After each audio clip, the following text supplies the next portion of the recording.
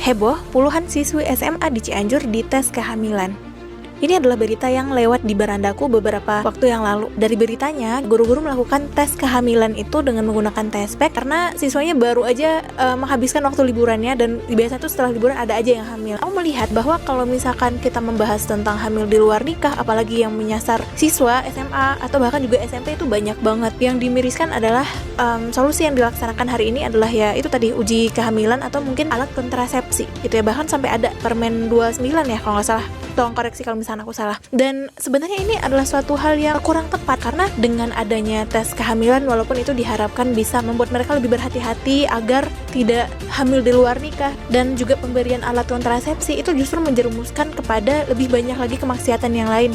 Hubungan seks secara bebas itu tidak hanya menyebabkan kehamilan saja, tapi juga bisa menyebabkan penyakit kelamin atau juga dapat merusak tatanan sosial, dan harusnya dibikin undang-undang agar mereka menjauhi zina. Nah, jadi menurutku solusi yang diberikan ini sebenarnya kurang tepat, karena hanya menyasar secara parsial saja terkait kehamilan di luar nikah. Padahal harusnya yang disorotin itu adalah bagaimana hari ini memang perzinahan itu sangat umum di kalangan remaja, dan itu juga tidak hanya bisa disebabkan oleh pergaulan aja, tapi juga dari tontonan. Mungkin banyak channel-channel yang film-filmnya justru mengarah kepada sesuatu yang bisa tanda kutip tergolongnya menurutku itu termasuk pornografi sih. Ya, yang harusnya dibereskan itu adalah bagaimana akhirnya amunisi-amunisi pemikiran yang terbentuk ini ya dihilangkan. Pornografi atau juga film-film yang mengarah adegan dewasa, kemudian juga media sosial dengan informasi-informasi yang begitu gampang diakses bahkan oleh anak-anak yang belum sempurna akalnya.